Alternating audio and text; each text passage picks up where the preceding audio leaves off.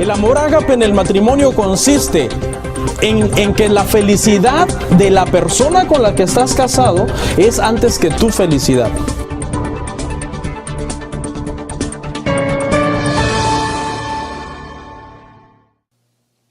Vamos a tener nuestro tema número 3, hermanos. Tema número 3 de la serie que estamos viendo en este mes de julio. La serie se llama, ¿alguien que me ayude por ahí? ¿Alguien que se acuerde? La doctrina del pecado. Es una doctrina extensa, hermano. Es tan extensa que de hecho hay una ciencia en la teología sistemática que se encarga de estudiarla. Las doctrinas, hermanos, de la Biblia son extensas. Muchas veces nosotros estudiamos por encimita un versículo, pero a veces nos falta comprender que ese versículo que habla de una cierta doctrina o de una cierta enseñanza es algo muy profundo. Esta rama que estudia la doctrina del pecado se llama amartiología. Usted lo debe de saber ya porque este es el tema número 3.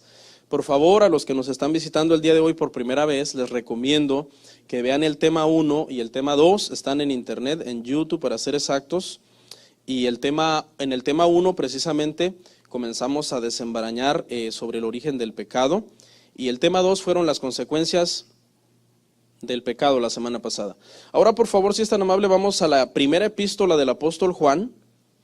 La primera epístola del apóstol Juan, capítulo 3, vamos a leer 2 versos, el 8 y el 9.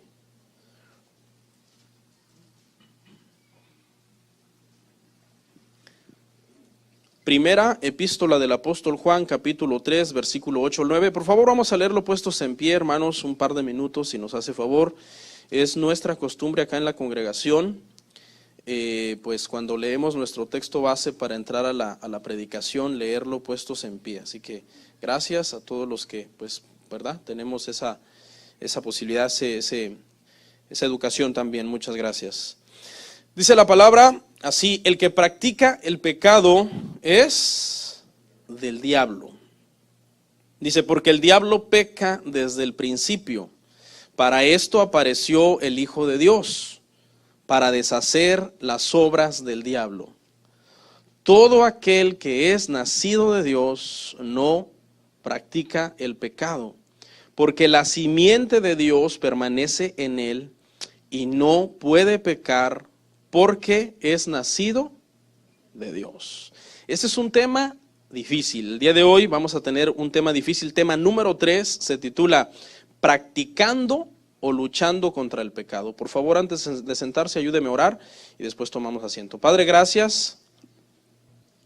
Gracias por este tiempo, Señor, que el día de hoy podremos estar acá en tu casa para estudiar tu palabra, para meditar en ella, para aprender tus mandamientos, Señor, que son útiles, Padre Santo, para nuestras vidas, para nuestras familias, pero sobre todas las cosas para nuestra salvación, que es lo más importante y es lo más primordial, Señor, mientras estamos vivos acá en esta tierra.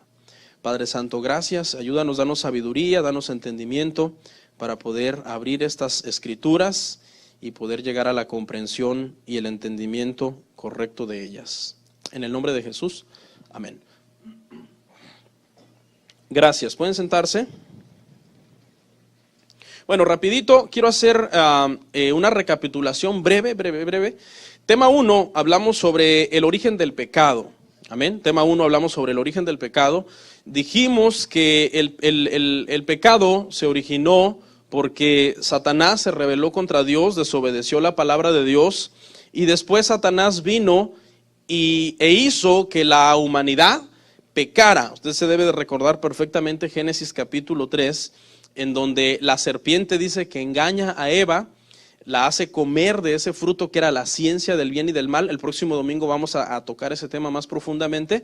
Y después da de comer de ese fruto a su esposo Adán. ¿Ok? Después, en el tema número 2, hermanos, aprendimos que ese pecado, ese amartia, dijimos que es la palabra pecado, que significa errar al blanco de la santidad que Dios quiere de nosotros.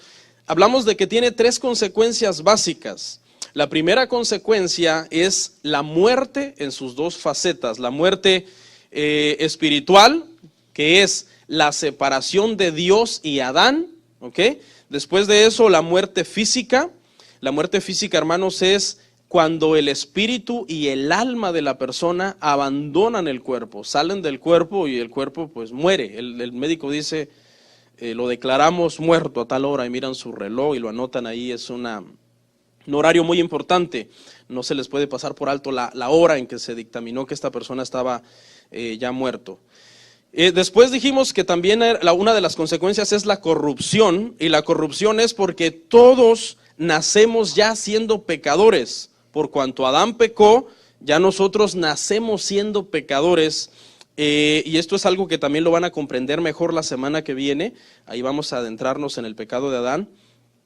Y por último, el número 3, la condenación. La condenación básicamente es la segunda muerte.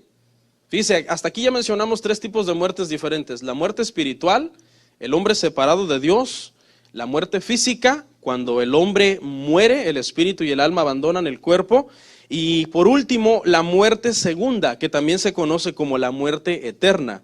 Esta muerte es el momento en que el alma de una persona es condenada por la eternidad al infierno. ¿Okay? No le tenga miedo a esa palabra, Jesús la mencionó muchísimo, más que la palabra cielo, de hecho. Pero Dios hizo algo extraordinario. Antes de condenar a las almas en el infierno, primero tomó el pecado del mundo, lo puso sobre los hombros de Jesús. Jesús fue a la cruz, el Padre derramó toda su ira sobre ese cuerpo de pecado que Él había encarnado con ese propósito. Y entonces ahora cada persona que sea salva mediante el sacrificio por la gracia, mediante la fe, no recibirá condenación eterna. El Padre condenó el pecado en el cuerpo del Señor Jesucristo. Amén. Así que básicamente lo que hoy vamos a aprender, hermanos, es, ok, ya soy cristiano, ya Jesús llevó ese pecado sobre la cruz, llevó esa culpa. Ahora, yo como cristiano, ¿cuál es mi relación con el pecado? O sea, ¿ya soy santo? ¿Ya soy perfecto? ¿Ya jamás yo vuelvo a fallar? No, la respuesta es no. El primer punto, hermano, que quiero aclarar hoy es, ¿puede un cristiano pecar? ¿Puede un cristiano pecar? Vamos a tomar nuestro texto base y vamos a analizar 2 frases. Ahí en 1 de Juan 3:8, la primera frase, hermano, o el primer versículo dice, el que practica el pecado es del diablo. Porque el diablo peca desde el principio. Para esto apareció el Hijo de Dios, para deshacer las obras del diablo. Esta epístola, hermanos, esta primera epístola del apóstol Juan pareciera un poco confusa. Si uno no estudia a profundidad este tema, uno puede caer en confusión, porque más adelante el apóstol Juan dice que el que no peca es mentiroso. Entonces, primero dice que todo el que practica el pecado es hijo de Satanás, es hijo del diablo. Pero después dice, y si un hermano de la iglesia dice que él no es pecador, es un mentiroso. Entonces, si nosotros no estudiamos bien esa situación, uno puede caer en una confusión doctrinal. Veamos la cita donde Juan lo dice. 1 de Juan 1:8, por favor, vaya ahí conmigo. Donde aparentemente, si comparamos esta cita de 1 de Juan 1:8 con 1 de Juan 3:8, aparentemente hay una contradicción, porque mire lo que dice el apóstol Juan, dice, si decimos que no tenemos pecado, nos engañamos a nosotros mismos y la verdad no está en nosotros. Y esta epístola, hermanos, está dirigida a la iglesia. O sea, el apóstol Juan les está hablando a los hermanos. Les dice, si ustedes dicen que no son pecadores, ustedes son unos mentirosos. Y hay otra parte donde dice, y están tratando de hacer mentiroso a Dios. La gente que no entiende esta doctrina, sobre la doctrina del pecado, hermano, cuando un cristiano peca, se escandaliza y lo señala. Y dice, no puede ser porque hizo algo malo, y dice que es cristiano. Porque la gente lleva al extremo y entienden de que si tú eres cristiano, es imposible que tú peques, porque dice, si pecas, hijo del diablo. Y si es hijo del diablo, entonces no es hijo de Dios. Y si no es hijo de Dios, pues no es cristiano.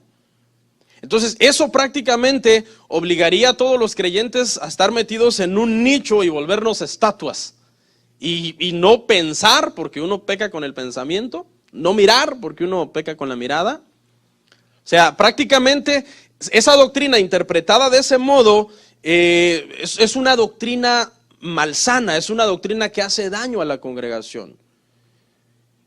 Y ahí es donde se introduce un evangelio de obras, un evangelio en donde todo mundo tiene que estar luchando para ser santo. Dice, no, es que yo tengo que leer muchísimo la Biblia porque así me voy a hacer santo. Y no, la Biblia se lee por amor a Dios, porque nos da sabiduría, porque aprendemos la palabra del Señor. Mucha gente dice, si me meto a un ayuno de 21 días como Daniel, entonces me voy a hacer santo. Que si cuando termina está de mal humor porque tiene hambre y viene y peca. Entonces, el mal entendimiento de estas cosas es tremendo. Los incrédulos cuando ven que un cristiano peca, ¿y eso que eres cristiano? Porque ellos entienden que un cristiano no peca, que absolutamente es un santo ya terminado y que ya no peca. El error se comete en la mala interpretación de la palabra practica. Ahí es donde se comete el error, porque la gente entiende que dice, el que practica el pecado es hijo del diablo. Entonces entienden, esa palabra practicar la toman como el que comete pecado. Y esa palabra practicar no es cometer. La palabra es la palabra griega poieo. Ahí la voy a poner en una lámina para que la puedan ver.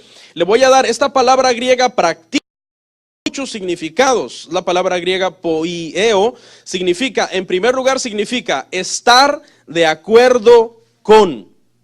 Es decir, tener la filosofía de que hacer cosas pecaminosas no es malo. Eso es practicar el pecado. El que dice, no, es muy exagerado eso de que yo no puedo emborracharme. Si yo me emborracho y me emborracho en mi casa, tranquilo, no le hago daño a nadie.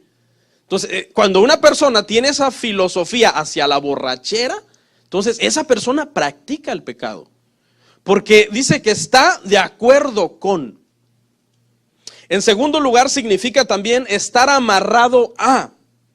Es decir, por ejemplo, cuando alguien es adicto a algo y es dependiente de esa situación, de esa adicción, de esa droga, de ese alcohol, de las apuestas, del sexo ilícito, de mirar revistas prohibidas, etcétera, esa persona está amarrado a ese pecado.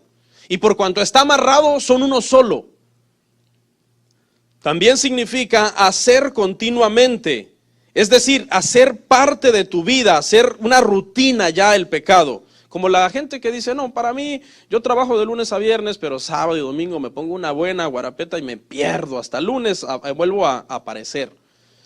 O el que dice, para mí tener muchas mujeres es como un trofeo. Eso significa que soy bien macho, bien hombre. Entonces, esa persona está haciendo continuamente el pecado. Está amarrado al pecado, está de acuerdo con el pecado. También significa hacer sin dilación, o sea, darse prisa a hacerlo.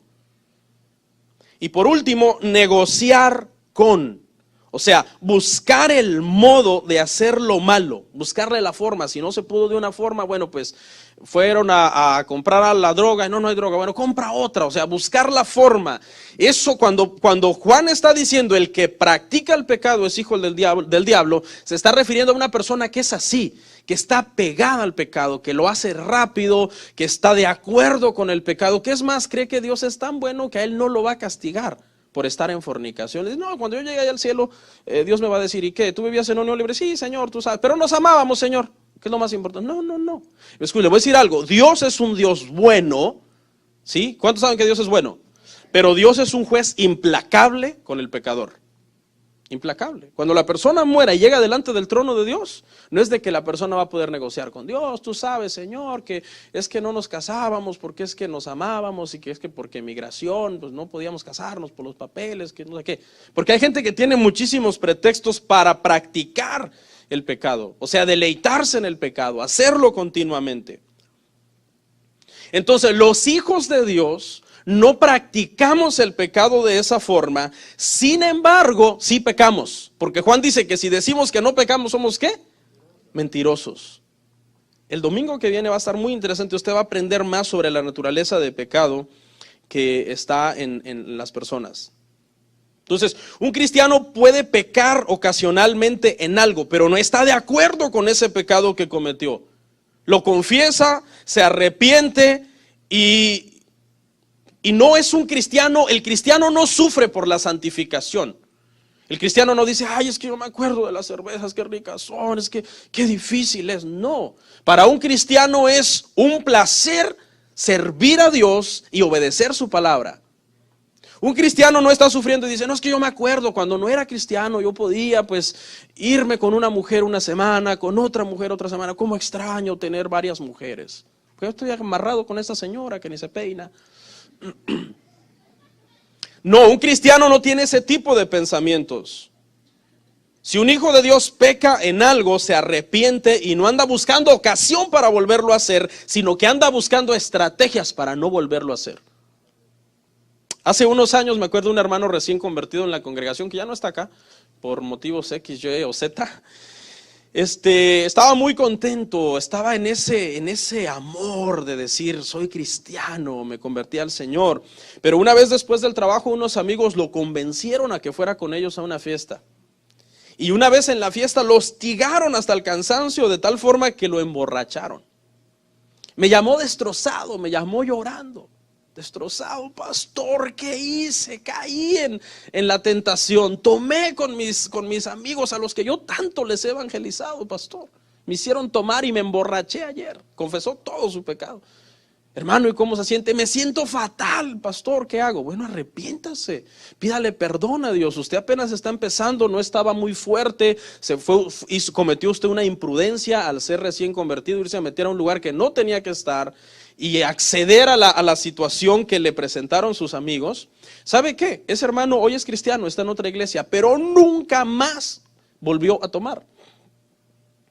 Y evitó ese tipo de amistades, evitó ese tipo de personas, porque sabía que eso era estar buscando ocasión para pecar. El cristiano no busca ocasión para pecar. El cristiano dice, tengo que cortar con esto porque es una tentación. Tengo que cortar con esto otro porque es una tentación. Pero eso no lo deja exento de pecar. La palabra practicar nosotros la usamos comúnmente en nuestro lenguaje común de todos los días. Por ejemplo, alguien dice, yo estoy practicando un deporte. Cuando alguien está practicando un deporte, ¿qué se entiende? Se entiende que esa persona tiene horarios de entrenamiento, que tiene un entrenador, que tiene una disciplina alimenticia, que tiene anhelos, que sigue ese deporte por la televisión, tratando de ser mejor, etcétera. O sea, le dedica tiempo, le dedica energía, le dedica esfuerzo, hasta dinero le invierte. Eso es practicar. Estar al pendiente de algo. El cristiano no debe estar al pendiente del pecado.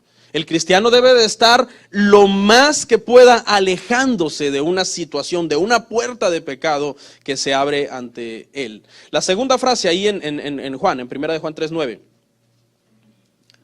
Dice, todo aquel que es nacido de Dios no practica el pecado porque la simiente de Dios permanece en él y no puede pecar porque es nacido de Dios. Aquí está otra situación. Dice que el cristiano que es hijo de Dios no practica el pecado, pero hay una frase ahí que puede confundirlo a uno que dice, y no puede pecar. Esa frase, si las personas la toman literalmente, dicen, no, es que el cristiano no puede pecar. Ahí dice la Biblia, el cristiano no puede pecar. Entonces, ¿cómo le llama a usted cuando usted tiene una discusión acalorada con su esposa y de repente quizás usted pecó porque le dijo algo fuerte sin decir malas palabras? Obviamente los cristianos no decimos malas palabras. Eso ya nos quedó claro, ¿no, hermanos? Eso ya nos quedó claro, porque hay gente que dice, yo discutí todo, y uno entiende que es cristiano y no dijo malas palabras. Eso ya es de cajón que no dijo malas palabras, ¿no? Entonces, pero fíjese bien, esta frase, el cristiano no puede pecar, esta es la mejor interpretación. Escuche, el cristiano no puede pecar de la forma que el incrédulo peca. Esa es la forma correcta. ¿Cómo peca el incrédulo? Bueno, el incrédulo peca sin ninguna restricción, porque él no tiene los mandamientos de Dios en su corazón, por lo tanto para él practicar el pecado más bien es una fama, más bien es un lujo. Para el cristiano no.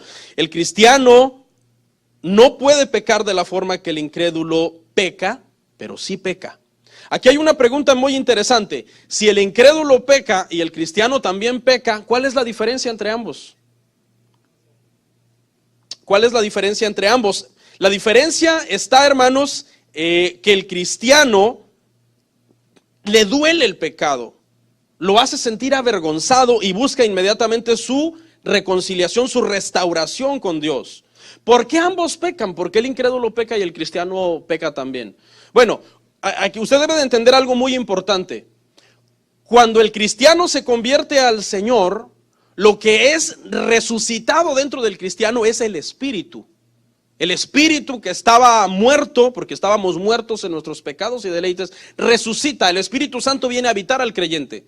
Y entonces es ahí en el área espiritual donde comienza una transformación en el creyente, pero no en el cuerpo.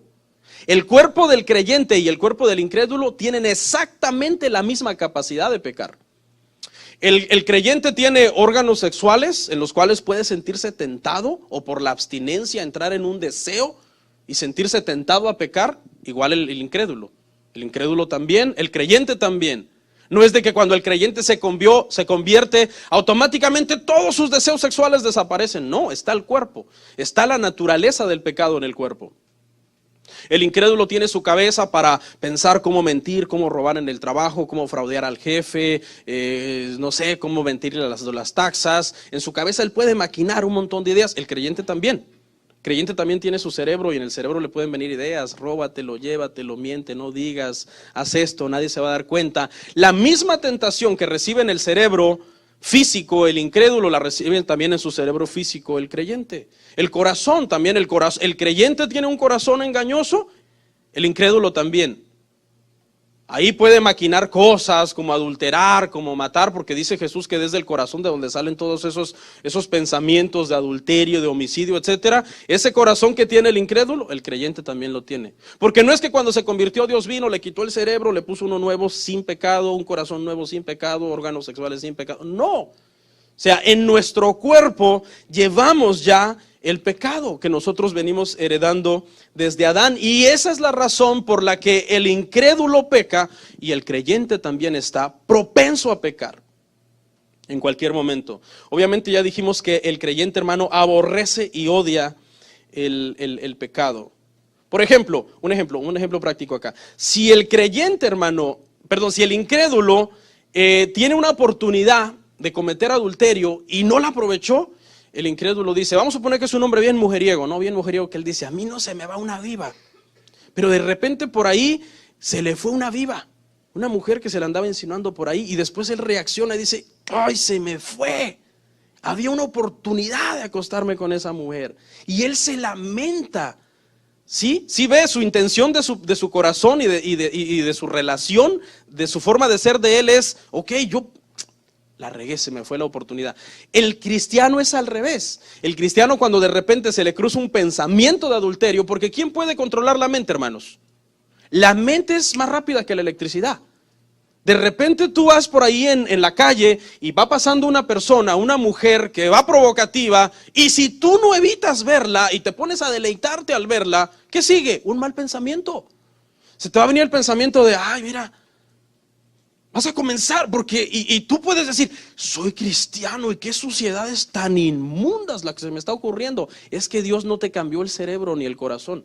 Dios te resucitó el espíritu. Ahorita vamos a llegar ahí donde se encuentra la lucha entre la carne y el espíritu. Pero tu corazón es malvado. Entonces fíjese, mientras que el incrédulo, su reacción es, se me fue viva, qué tonto fui. La reacción del creyente es, ¿qué estoy haciendo? Estoy pensando en adulterio. Padre, perdóname. Si ve los dos sentidos completamente extremos, completamente opuestos. ¿Por qué? Ambos tienen la posibilidad de pecar, pero ambos tienen una diferente relación con el pecado. El incrédulo corre a hacerlo, el creyente trata de refrenarse y de correr a los brazos de Cristo, a los brazos del Señor, para no hacerlo. Entonces, que le quede claro aquí en este punto que el pecado habita tanto en los miembros del incrédulo como en los miembros del creyente. Pablo lo dice claramente, miserable de mí porque no hago lo que quiero, sino lo que no quiero hago. Dice, porque en mis miembros, dice, habita la ley del pecado. El domingo que viene va a estar muy interesante ese tema. Algunos han dicho la siguiente pregunta, ¿por qué Dios no protege a los cristianos de pecar? ¿Por qué si Dios es nuestro Padre, nosotros somos sus hijos, por qué Él no nos protege de pecar? Sería tanto como que Dios nos salve y prácticamente desde el día que Dios nos salvó, nunca más volvemos a pecar. Mucha gente tiene ese pensamiento, ¿por qué Dios no hace eso? Y usted debe de entender, hermano, que nosotros somos cristianos en un proceso de santificación, que no estamos terminados. La salvación se completa el día que usted nace de nuevo. Ese día se completa la salvación. Ya no hay más cosas que hacer por la salvación. Pero la santificación se completa el día que usted se muere, luchando contra el pecado. Ofreciéndole resistencia, diciendo, no, esto es desagradable, esto va contra la palabra de Dios. Esto es deslealtad a la palabra del Señor. Porque si fuéramos santos terminados, hermano, pues vamos a canonizarlos, ¿no?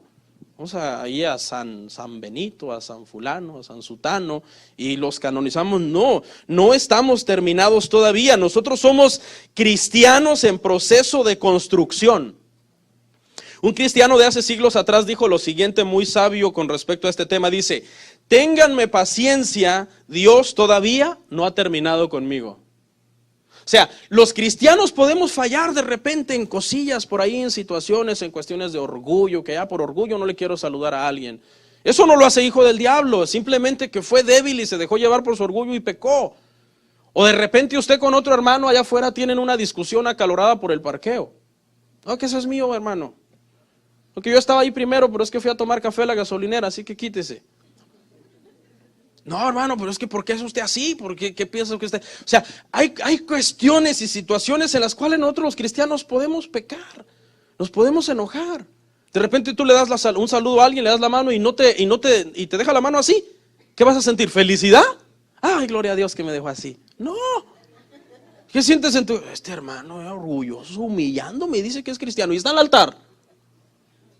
Ahí ya estás pecando, él también pecó, ya viste, los cristianos pecamos. Los cristianos somos como edificios en construcción, cada edificio está en diferente etapa de la construcción. Hay edificios aquí ya casi avanzados, no terminados, pero ya avanzados, ya tienen sus ventanitas, sus puertas, su techo, ya están poniéndole sus acabados a las paredes, amueblando el edificio y todo, pero hay otros edificios que no, otros edificios que apenas tienen el piso, las paredes. Y ahí van para arriba, pero lo importante es que sea un edificio en proceso de construcción, no un edificio en proceso de demolición. Porque hay cristianos que su edificio de su vida no parece un edificio en construcción, sino en demolición, van para atrás. Antes servían, ahora no. Antes eran cristianos, ahora se echan sus cubas por allá cuando nadie los ve. Antes, hermano, estaban más firmes en las cosas de Dios, ahora dicen o sea, su familia, su matrimonio, todo destruido, su vida espiritual. Edificios en proceso de demolición. Eso no dice mi Biblia. Mi Biblia dice que un cristiano está en un constante proceso de edificación. Entonces, para concluir, en este punto, el punto 1, el cristiano puede pecar, pero aborrece el pecado y está en un constante proceso de ir cambiando. El cristiano está cambiando constantemente y ese cambio es para parecerse a Cristo cada vez más. Por eso es que en la iglesia hay cristianos con diferentes niveles de santificación. Y debemos de tener paciencia. Por ejemplo, el que ya ha alcanzado un nivel de madurez o de santificación más elevado que los que van más atrasados, debemos de tenernos paciencia unos con otros. Por eso dice, soportaos unos a otros en el temor del Señor. ¿Por qué? Porque aquí hay gente que ya están muy consagrados algunos y dicen, no, yo tengo en orden mi vida, tengo en orden mi matrimonio, reporto mis taxas exactamente lo que es, aunque algo se me atraviese por ahí, me diga, llévame, no me lo llevo porque no es mío. O sea, y hay otra gente que no, hay otra gente que anda por ahí ya un poco más, ¿me entiende? Su edificio apenas tiene piso, paredes y de repente todavía ahí peca y ve a una mujer y hasta la baba le chorrea y se va siguiéndola así. Entonces, ¿por qué? Porque todavía está en un proceso. Pero pregunta, ¿vas a seguir así en 5 años? Me dan ganas de arrancar esta cruz aquí. O sea, del enojo, ¿no? Porque es el problema, la gente sigue así después de un montón de tiempo. No, hermanos, el cristiano está cambiando, está yendo a un nivel de santificación mayor cada vez que pasa el tiempo, tratando de ser mejores cada día. Ahora fíjese lo que hizo Dios con nosotros los cristianos para ayudarnos a luchar contra el pecado. No estamos solos en esta lucha, Dios está con nosotros, Él está involucrado. Romanos 6:14, por favor.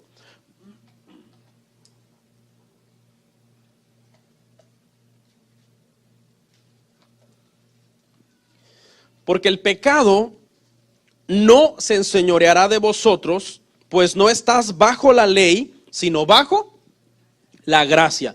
Este es el apóstol Pablo, hablándole a la iglesia en Roma, Y hay una declaración radical. Les dice, el pecado no se enseñoreará de vosotros. Esa palabra enseñorear es gobernarte, mandarte, hacerte como Él quiere. Pablo le dice a la iglesia, no, el pecado a ustedes ya no los va a hacer como Él quiere. Y les dice, ¿por qué? Les dice, pues no estáis bajo la ley, sino que estáis bajo la gracia.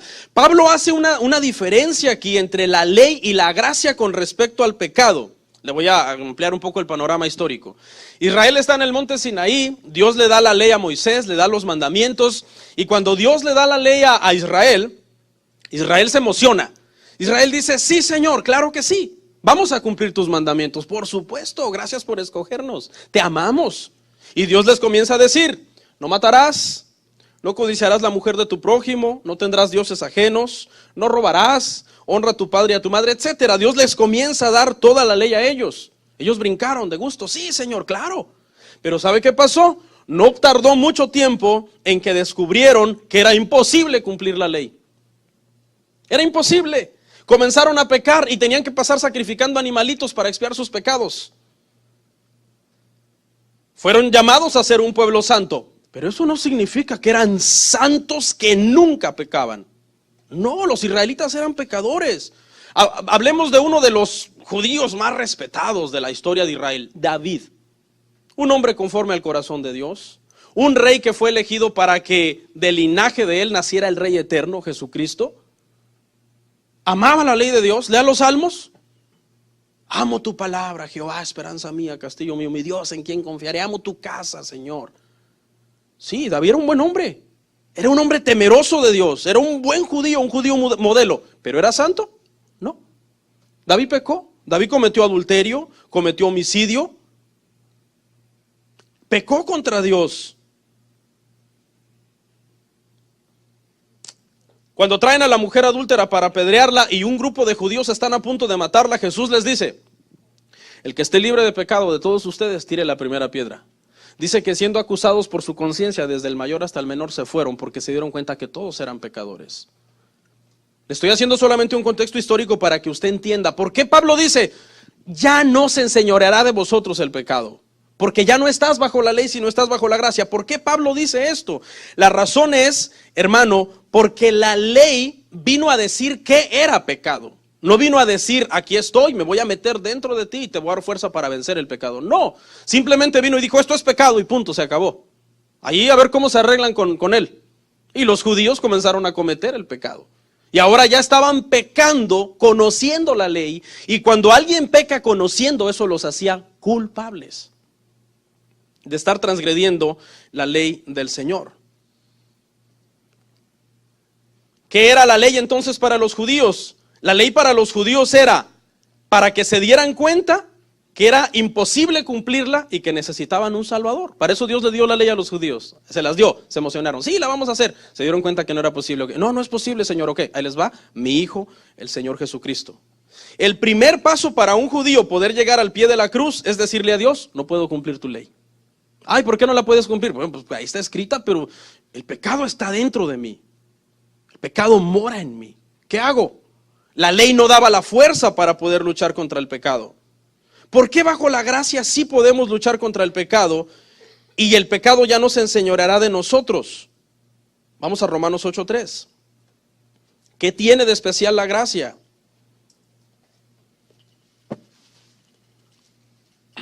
Romanos 8:3 dice, porque lo que era imposible para la ley, por cuanto era débil por la carne, dice, Dios, enviando a su Hijo en semejanza de carne de pecado y a causa del pecado, condenó al pecado en la carne. La ley no vino a cambiar la vida de las personas. La ley vino a decirle a las personas lo que era malo.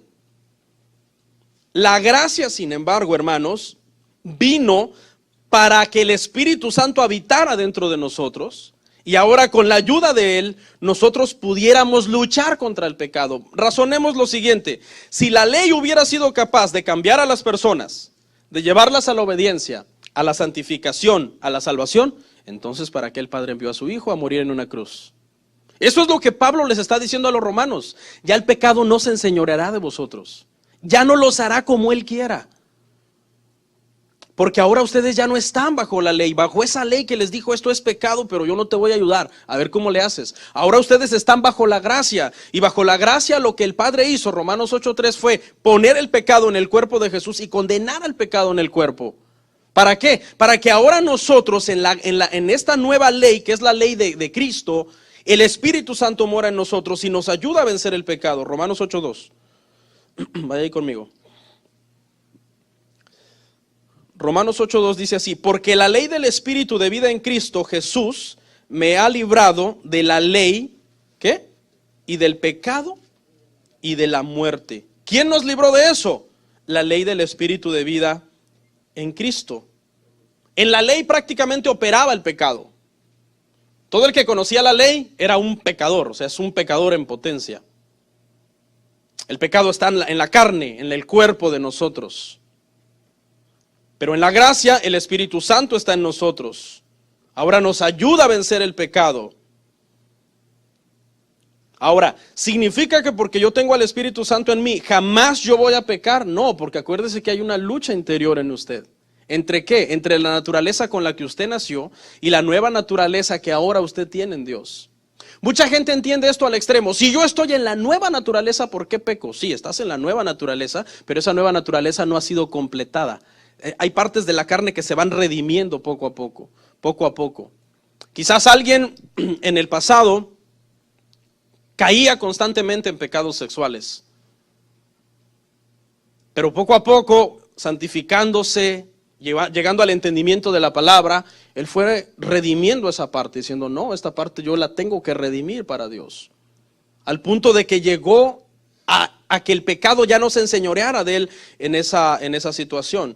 Para ilustrar, hermanos, la lucha interna que hay en nosotros, o la nueva naturaleza que Cristo nos vino a dar, más o menos es como un barco. A ver, le voy a poner aquí un ejemplo, una ilustración. Un barco que está en alta mar, ese es usted, ese barco. ¿Okay? Luego hay viento, corrientes marinas que lo están llevando hacia una gran roca mortal. Ese viento y esas corrientes marinas es la ley que te dijo eso es pecado. ¿Okay? La roca mortal es el pecado. Una vez que llegues ahí, estás muerto. ¿Okay? Pero ese barco tiene un motor con unas grandes hélices. Ese motor y esas hélices son la gracia. Esa es la gracia de Dios, es el Espíritu Santo dentro del creyente. Mientras que la ley te impulsa hacia el pecado, porque esa es tu tendencia natural, el motor comienza a trabajar a toda marcha para ir en sentido contrario y no estrellarse contra esa roca. Más o menos así es como funciona la lucha interna que está dentro de nosotros. ¿Qué éramos antes de la gracia? Antes de la gracia éramos barcos a la deriva. Venía la ley del pecado y nos impulsaba con fuertes vientos y fuertes corrientes y ¡pum! Y chocábamos contra él. ¿Qué pasó en la gracia? En la gracia Cristo vino, se montó a nuestro barco, nos instaló el motor de su gracia en nosotros y ahora Él es el capitán del barco. Ahora estamos ahí, seguimos todavía y las corrientes están todavía ahí. Pero ahora Él maneja ese barco, maneja ese motor para podernos llevar a puerto seguro. Librarnos de que nos vamos a ir a estrellar como barco a la deriva contra ese pecado. No sé si lo logró captar. Sería una contradicción que Cristo nos salve y nos deje solos luchando contra el pecado, sabiendo que sin su ayuda seríamos derrotados. Sin la ayuda de Cristo, todo cristiano va a ser derrotado todo el tiempo por el pecado.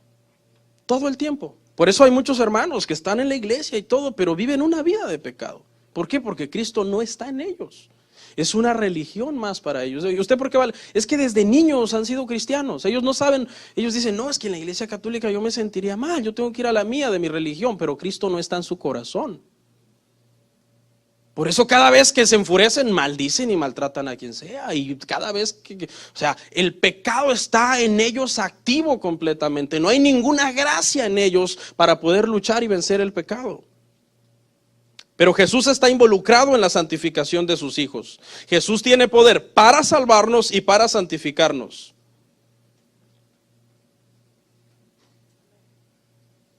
Tres, vamos a hablar ahora de la caída en pecado de un cristiano.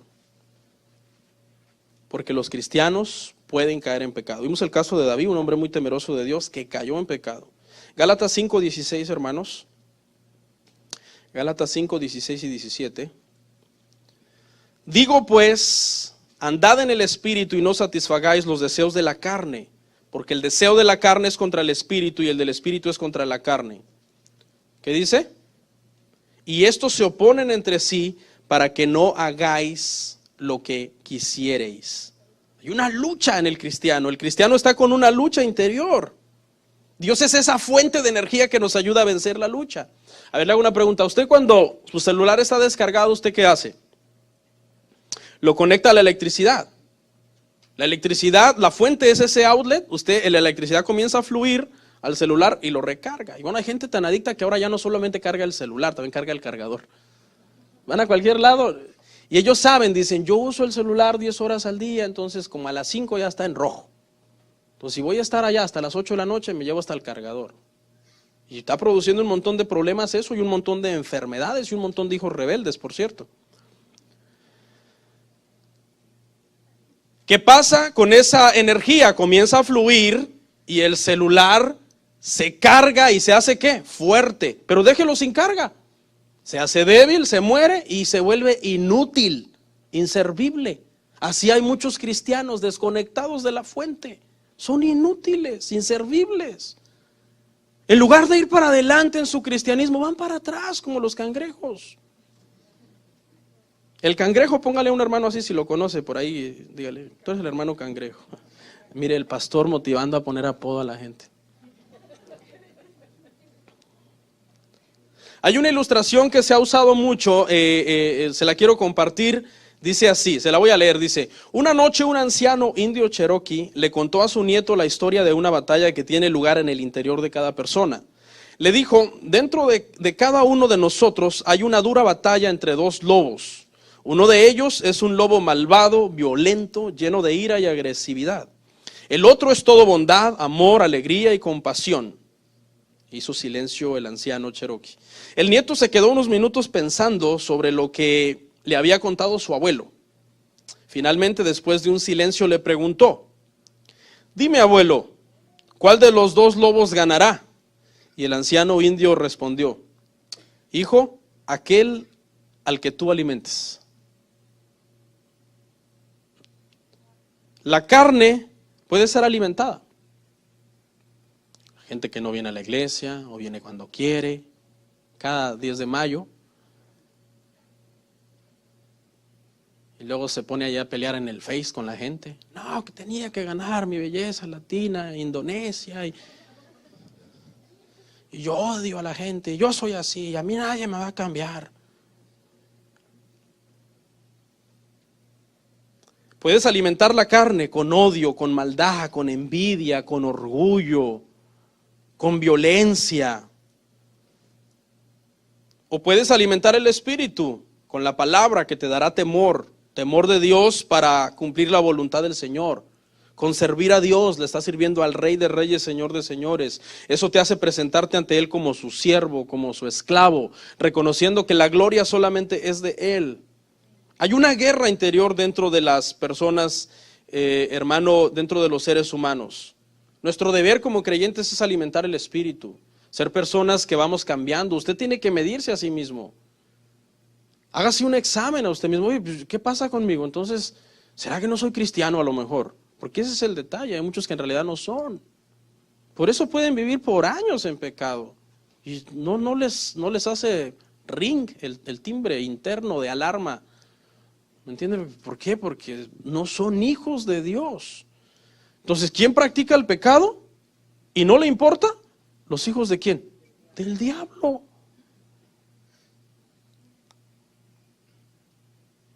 No, hermano, usted debe de leer la Biblia, usted debe de congregarse, usted debe de orar, meditar en la palabra, en lugar de alimentar la carne. Porque si no, toda la vida usted será derrotado por el pecado. Último, termino. Vamos a ver qué dice la Biblia acerca de la restauración de un cristiano que ha pecado. Si vimos que un cristiano puede pecar, puede caer, si está perdiendo la lucha interna que hay dentro de él y no está buscando de Dios. Pero cuando un cristiano, un hermano cae, ¿qué hay que hacer? Gálatas 6:1. Dice, hermanos, si alguno fuere sorprendido en alguna falta, vosotros que sois espirituales, restaurarle con espíritu de mansedumbre, considerándote a ti mismo, no sea que tú también seas tentado. O sea, aunque el cristiano odia el pecado, el cristiano puede resbalar y caer y sucumbir ante una situación de pecado. ¿Qué debe hacer la iglesia? Restaurar al hermano. Pero pregunta, ¿debe de ser esto el trabajo de la iglesia, pasar restaurando al hermano? No, porque el trabajo del hermano es pasar luchando contra el pecado. La iglesia no debe de ser un lugar en donde hay que restaurar a fulano otra vez. No, mejor hay que matarlo. No, o sea, porque la iglesia es un lugar de santificación, donde la gente viene para ser más santo ante Dios. Está bien, hay que restaurar a la persona que peca. Mira, hay una ilustración que pusieron en la imagen ahí, quiero aprovechar. Hay una ilustración que la he usado varias veces. Cuando una ovejita pasa junto al lodo y se embarra el lodo, odia haberse embarrado de lodo. Sale por allá brincando y se sacude y pasa contra la grama o lo que sea y trata de quitarse ese lodo porque odia el lodo. Ah, pero que pase por ahí un puerquito, hermano, sobre ese charco. Ama el lodo, se revuelca, se echa de bucito y el apacentador de cerdos lo tiene que sacar ahí con la vara porque no se quiere salir. Hay muchos pastores que hay que estar así sacando a la gente del lodo porque ama el lodo. Hermano, por favor, ¿hasta cuándo? No, pues después, pastor, deme otro chance. No, no es así, hermanos. Así como la naturaleza de la oveja es sacudirse el lodo, la naturaleza del cristiano es sacudirse el pecado. ¿Sí? ¿Qué pasó? ¿Qué me pasó, pastor? La regué, mire esto. Pero yo reprendo todo eso, pastor. Yo me aparto de eso y no vuelvo con esas personas y no voy a ir a ese lugar y ya no voy a hacer eso. Y la próxima vez que me enoje tendré calma y tranquilidad y me recordaré que soy cristiano. Ahora aquí se pone fea la cosa. ¿Qué pasa cuando un cristiano, en lugar de buscar su restauración, simplemente se deleita en el pecado por ahí un poquito y no lo confiesa y dice, yo me la llevo suave, yo no tengo que confesarlo, el pastor no tiene por qué enterarse, ahí yo peco y me reconcilio en secreto, ahí yo voy a hacer una vida secreta, una vida de pecados ocultos? Primera de Juan 5, 16, 17.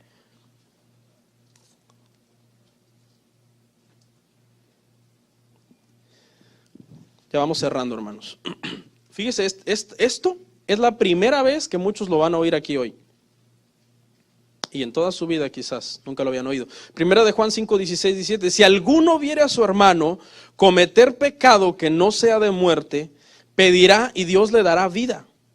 Esto es para los que cometen pecado que no sea de muerte. Y hay pecado de muerte, por el cual yo no digo que se pida.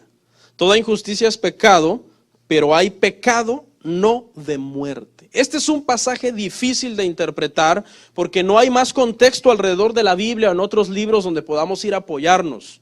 No hay un contexto histórico tampoco. El apóstol Juan simplemente está hablando de la oración. Él dice, oren por sus hermanos. Por cierto, dice, cuando vean que un hermano pecó y no cometió pecado de muerte, oren por él para que Dios le dé vida.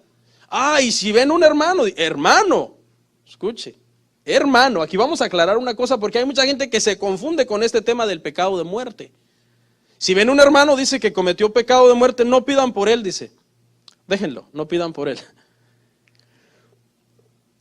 Cuando se escucha la frase pecado de muerte, automáticamente la gente piensa en el peor pecado, hacer un pecado horrible. No es un pecado X, el pecado de muerte no es un pecado X, que digan, tal pecado es el pecado de muerte. No, el pecado de muerte es un pecado que un creyente no ha querido redimir.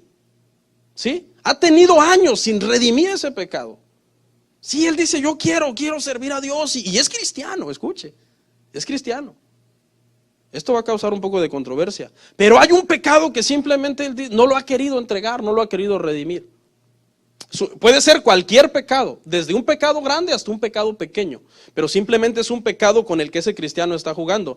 ¿Qué cree que hace Dios? El pecado de muerte es un pecado por el que Dios mata a un creyente. lo mata, muerte física. Lo mata y se lo lleva con tal de que sea salvo y no se pierda por ese pecado. Pastor, pero si estaba haciendo un pecado, sí, pero acuérdese, hermano, que los cristianos pecamos. Ninguno de nosotros vamos a morir siendo santos. ¿Quién de ustedes antes de expirar va a decir, el último checkmark, acabé de vencer todos los pecados? No, todos vamos a morir en la lucha. 1 Corintios 5:5, está en la Biblia, hermano. Créame, el pecado de muerte es un pecado X, puede ser pequeño o grande, por el cual Dios mata a un creyente. 1 Corintios 5:5. Dice así, dice, el tal se ha entregado a Satanás para destrucción de la carne, a fin de que el espíritu sea salvo en el día del Señor. Este era un hombre cristiano, era un hermano de la iglesia, había cometido un pecado grave. Estaba cometiendo adulterio con su madrastra. Le quitó la esposa al papá. No era la mamá de él, pero era la madrastra. Y entonces yo pienso que por su cultura griega, porque esto es a la iglesia de los Corintios, él pensó que quizás este pecado él lo podía compaginar de alguna forma con el cristianismo, porque los griegos eran amantes de las mujeres, hasta bisexuales se cree que eran, tenían mujeres igual hombres. Entonces llegó un momento en que este hermano comenzó a tratar de llevar las dos cosas. O sea, yo estoy en la iglesia, pero yo tengo a mi madrastra por mujer. Y él iba a la iglesia. Si usted lee el contexto, Pablo regaña a los líderes y les dice, ¿y ustedes por qué lo tienen ahí? Y todavía hasta se enorgullecen de esa situación. Era un hermano. Pero Pablo dice, no, dice, el tal se ha entregado a Satanás para la destrucción de la carne, a fin de que el espíritu sea salvo en el día del Señor. Ahora, esta expresión, se ha entregado a Satanás, no es literal, es un lenguaje figurado, que significa, hermanos, dejarlo fuera de la comunión de la iglesia, que caiga en las garras del mundo. Pero no precisamente de que porque se ha entregado a Satanás se vaya al infierno, no, porque entonces, ¿por qué dice con tal que el espíritu sea salvo? Ahí esa expresión, se ha entregado a Satanás, es una expresión metafórica. El apóstol el apóstol Pablo está diciendo que sáquenlo de la iglesia, sáquenlo de la comunión de la iglesia, sáquenlo de la bendición, de la protección que yo como Dios estoy dando a los creyentes en la congregación, y allá afuera se ha entregado a Satanás, no para que Satanás lo matara y Satanás se llevara un alma, no, era Dios quien iba a matar a ese creyente. Con tal de que al morir su carne, su cuerpo muriera, ese creyente, su espíritu pudiera ser salvo. O sea, es una forma de Dios decir, ok, tú no entiendes en esta área, ok, ¿sabes qué? Vámonos, se acabó.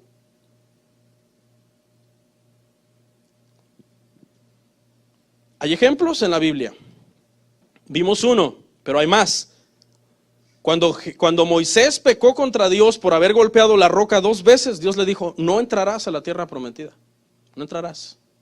Se lo llevó a un monte y ahí Moisés murió. Fue por un pecado que Moisés cometió que él no entró a la tierra prometida. ¿Perdió su salvación? No. Hay otro caso en Génesis 38:9, no lo busque. Un hijo de Judá se llamaba Onán. Judá le dijo, llégate a la mujer de tu hermano, porque el hermano había dejado a la mujer y había esa tradición para que le des hijos a la memoria de tu hermano. El hombre no quería. Dice que cuando tenía relaciones con la mujer hacía un coito interrumpido y vertía en tierra. Dice la Biblia literalmente, Génesis 38:9 y 10, que Jehová se enfureció por eso y lo mató. No se preocupen, jóvenes, que ya ahora en la gracia, pues Dios es muy misericordioso, especialmente de los que no son cristianos, ¿no? Porque este pecado de muerte aplica a un creyente de la iglesia, a un hermano de la iglesia que no se quiere arreglar. Entonces, bueno, vámonos. Y es lamentable, ¿a poco no, hermano? Es lamentable que muchos me ven con cara de incredulidad. Yo los veo varios que me dicen, no creo, yo voy a seguir por ahí, toda mi esposa no se da cuenta, yo voy a seguir. No, un día, hermano, no la vas a contar. Dios te va a matar.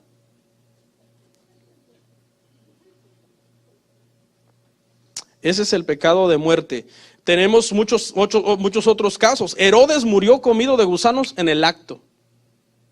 Cuando el pueblo dijo, voz de Dios y no de hombre, y Herodes se quiso alebrestar, dice que un ángel lo hirió con gusanos y ahí murió. Coré, en su rebelión y su séquito, la tierra se abrió y lo tragó. Jehová lo mató. Nabal, cuando atentó contra David, 10 días después de ese pecado, dice que Dios vino, lo hirió y lo mató. Dios mata gente, hermanos. Y puede ser que la vida de un creyente que ya es cristiano, que ya es nacido de nuevo, está luchando contra el pecado, pero hay un pecado por ahí que es un pecado de muerte, el cual no está luchando correctamente contra ese pecado. Y Dios lo puede matar. ¿Cuál debe de ser la actitud de un cristiano ante el pecado? Proverbios 28:13. Así que, hermanos, miren, revísense por ahí, hay que analizarse uno. Y la tasa de muerte está altísima. Ahora tú ya no tienes que ser muy grande de edad para recibir un infarto, un derrame cerebral. Muchas muertes son a causa del pecado, de un pecado que colma la paciencia de Dios. Y esas personas se van antes de tiempo. Es lamentable que se vayan antes de tiempo. Y sí, pueden ser salvos, son salvos. Escuche lo que debemos hacer los creyentes. El que encubre sus pecados no prosperará, mas el que los confiesa y se aparta alcanzará misericordia. Ahora, esto no es prosperidad material, porque si no, pues imagina, todos los que se dedican a hacer películas pornográficas son riquísimos. Es una de las industrias más millonarias que hay, o la industria del chisme, esa de los programas, eso de TV y novelas y todo eso. No, no es prosperidad material, es nunca prosperará en su vida espiritual. Su vida espiritual será vacía, será miserable, será triste, llena de dolor, toda la vida en conflictos, toda la vida en confrontaciones, toda la vida en problemas. ¿Por qué? Porque Dios dice, confiesa tu pecado y apártate. Pero el necio, el que se obstina, dice, no, yo sigo aquí, ¿qué? Mire lo que le pasó a David, hermano, mientras él, dice, no confesaba su pecado, y la diferencia que hubo cuando él lo confesó. Salmo 32 del 1 al 5, hermanos. Ya es la última cita de esta tarde. Salmo 32 del 1 al 5.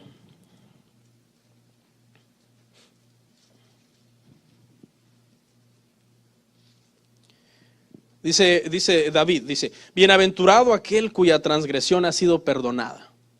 Él sabía muy bien lo que estaba hablando, porque Dios lo había perdonado de su pecado. Y cubierto su pecado, dice, bienaventurado el hombre a quien Jehová no culpa de iniquidad, y en cuyo espíritu no hay engaño. En cuyo espíritu no hay engaño. ¿Usted se acuerda que David en un momento estuvo engañado con su pecado? Estuvo engañado. David estuvo meses en pecado. Meses.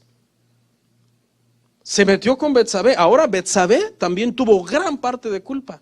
Betsabé sabía perfectamente dónde estaba el castillo del rey. Betsabé sabía perfectamente que su baño, o el lugar donde ella se bañaba, daba al castillo del rey. Y se bañaba desnuda. Pero David estuvo muchos meses en pecado, al grado de que la mujer hasta se embarazó, descubrió que estaba encinta, y entonces David mandó a matar a su esposo. Mientras callé, fíjese, el tiempo en que David no confesó su pecado, fíjese, se envejecieron mis huesos en mi gemir todo el día, porque de día y de noche se agravó sobre mí tu mano. Es Dios diciendo, hay un pecado que tú tienes que confesar o te mato. David, si David no cae de rodillas ante el profeta y confiesa su pecado, David, Dios lo iba a matar. Se volvió mi verdor en sequedades de verano. Mi pecado te declaré y no encubrí mi iniquidad. Dije, escuche, confesaré mis transgresiones a Jehová, y tú perdonaste la maldad de mi pecado. ¿Cuál es la intención de un cristiano? Apartarse del pecado. Apartarse del pecado. El cristiano aborrece, odia pecar. Se siente mal, no duerme, se le quita el hambre hasta que confiesa. Hasta que confiesa y se aparta. Dice el pastor Charles Stanley, dice, arrepentimiento no es decir lo siento. Arrepentimiento no es decir, sí, lo admito. Dice, arrepentimiento es apartarse. Eso es arrepentimiento. Porque cualquiera puede decir, me arrepiento, y seguirlo haciendo. O al ser confrontado, sí, tienen razón, sí, es cierto, y seguirlo haciendo. Eso no es arrepentimiento. Arrepentimiento es apartarse del pecado. Así que con ese mensaje el día de hoy, les quiero decir, hermanos, que como creyentes representamos a Dios en la tierra y Dios es santo. Y debemos abandonar toda práctica pecaminosa, porque el que practica el pecado es hijo de Satanás. Vamos a orar.